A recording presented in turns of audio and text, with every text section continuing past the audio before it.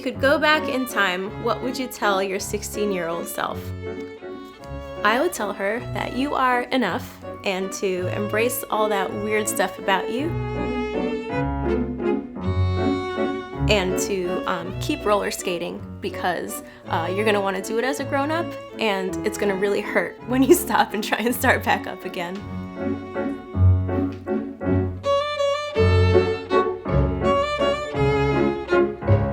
So there are a lot of misconceptions about taxidermy.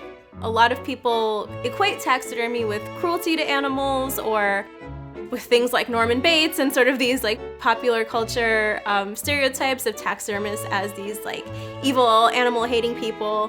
But taxidermy comes from people who love animals and people who want to preserve their beauty physically through the art of taxidermy, and people who want to use the beauty of that animal to convey this message of how, not just how beautiful these animals are, but about conservation and protecting these animals. So now there's a movement that is ethically sourced taxidermy and sustainably sourced taxidermy. What that means is talking about taxidermy being sourced in a mindful way. Most of the animals I use are domestically raised and naturally deceased. They come from zoos, aviaries, or people who raise them as companions. Sometimes they're educational animals, but nothing is harmed for the sake of my taxidermy.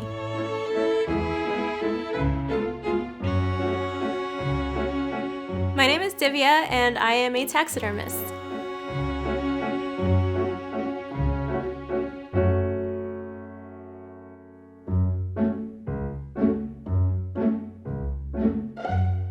So I got into taxidermy by going to natural history museums as a kid. I grew up in big cities my whole life, so the dioramas at the museums were how I got close to all sorts of animals that didn't live in the big city.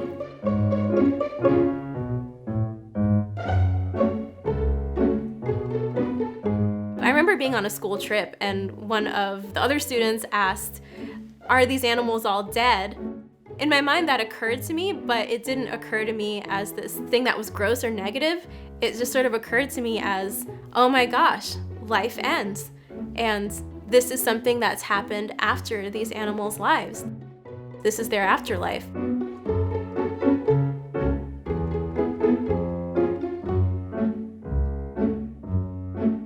When I see a taxidermy animal, I don't just see an artifact. I see something that is sort of like an invitation.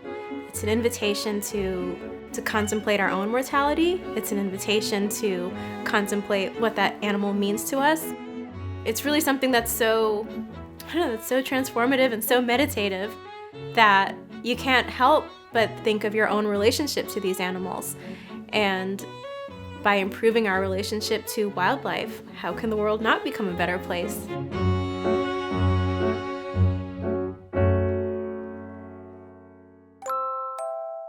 A brief history of taxidermy.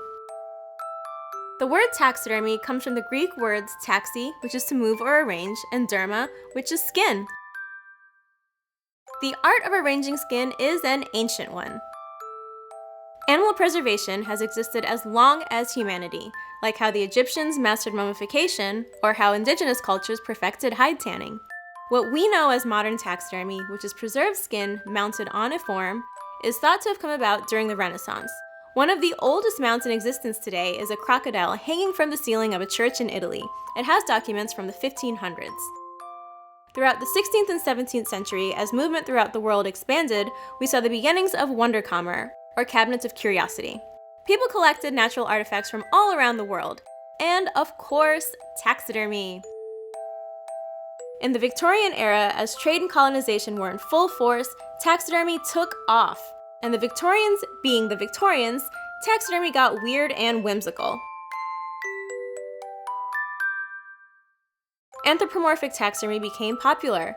Curio cabinets turned into museums, and simple displays turned into elaborate dioramas, like virtual reality machines that could take visitors to worlds they couldn't otherwise visit. But all this came with a cost. Colonial violence, overhunting, ecological imbalance. It was time for people to change. Conservation science led to wildlife protection, and people became more mindful of how and what they collected. Now, the art and craft of taxidermy is going through another renaissance. It is one of the most powerful tools we have for conservation, helping us memorialize the beauty and wonder of the natural world.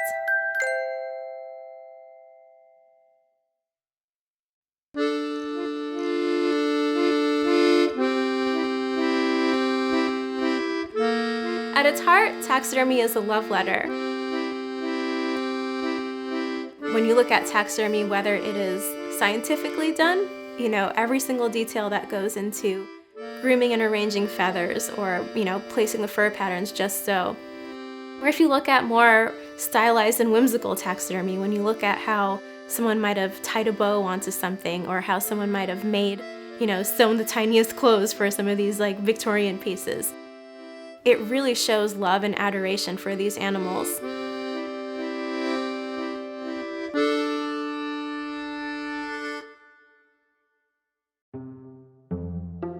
What's the thing about taxidermy that would most surprise people if they knew it? I think they'd be surprised at how much work and care goes into taxidermy and how emotional of a process it can be. It makes me think of the Carolina parakeet. The last one was Incas, who died in captivity in 1918 at the Cincinnati Zoo. I think of how they're sort of calling to us from beyond the grave. They're sort of telling us to do better so that the species we have now don't end up as simply memories.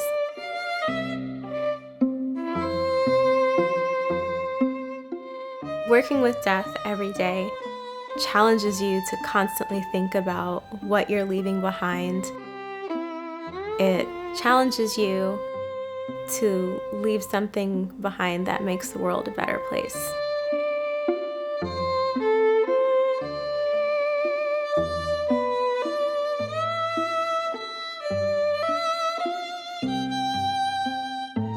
Sometimes with taxidermy, it's the colorful and rare specimens that are the most prized and the most sought after. But I find a lot of beauty in the little brown birds that fly around our cities and often get overlooked. There is so much variation in their coloration. There is so much beauty in all the different shades of brown and gray and black. I think honoring creatures through taxidermy is about this bigger picture of honoring life in general and realizing how very sacred all of that is.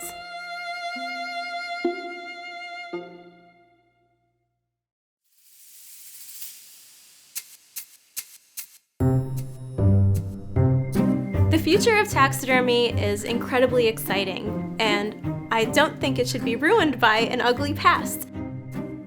I think that the future of taxidermy reminds me a lot of a butterfly or a snake, in how there's a shedding of the skin when it comes to a snake, or how a butterfly goes through a metamorphosis. And I think taxidermy is really in that stage right now, where the field is opening up. There are more people getting into it that historically haven't got into it before. People like me, queer women of color, and yeah, I think it's really exciting because taxidermy, at its essence, is a form of storytelling, and the more stories we have, the better.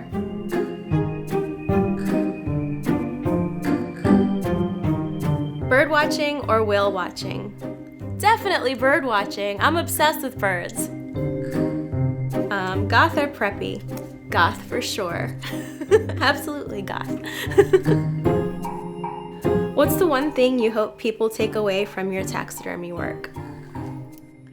I would say I hope they take away a sense of wonder, a sense of curiosity, and a sense of awe, because I want them to see my work and be inspired to conserve wildlife and to live in harmony with nature. And I know that's more than one thing, but it's all really connected.